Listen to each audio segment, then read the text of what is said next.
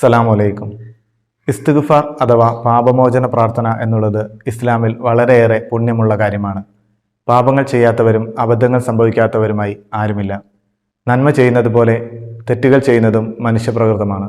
തൻ്റെ തെറ്റിനെക്കുറിച്ച് തിരിച്ചറിവ് നേടുന്ന മനുഷ്യനെ തൻ്റെ തെറ്റുകൾ മായ്ച്ചു കളയുവാനും നന്മയിലേക്ക് വഴി നടത്തുവാനും അല്ലാഹു തആല ഒരുക്കിയിട്ടുള്ള മാർഗമാണ് ഇസ്തിഗ്ഫാർ. പശ്ചാത്തപിക്കുവാനും പാപമോചന പ്രാർത്ഥന നടത്തുവാനും പരിശുദ്ധ ഖുർആനിലൂടെ അല്ലാഹു തആല ഒട്ടേറെ സൂക്തങ്ങളിൽ നമ്മോട് ആവശ്യപ്പെടുന്നുണ്ട്.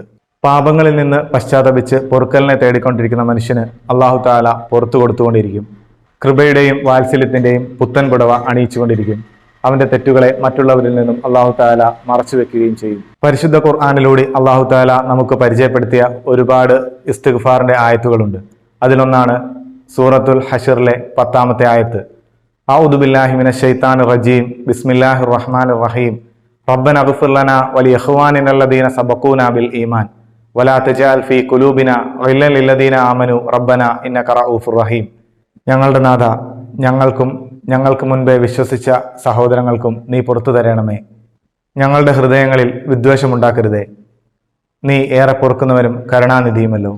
ഈ പുണ്യമാസത്തിൽ നമുക്ക് ഇസ്തിഗ്ഫാറുകൾ വർദ്ധിപ്പിക്കാം. രാത്രിയുടെ അന്ത്യയാമങ്ങളിൽ മനമൊരുക്കി പ്രാർത്ഥിക്കാം. പുണ്യ റമദാൻ നമുക്ക് അനുകൂലമായി സാക്ഷി പറയുന്നവരുടെ കൂട്ടത്തിൽ അള്ളാഹു നമ്മയും ഉൾപ്പെടുത്തി അനുഗ്രഹിക്കട്ടെ. അസ്സലാമു അലൈക്കും വറഹ്മത്തുള്ളാഹി.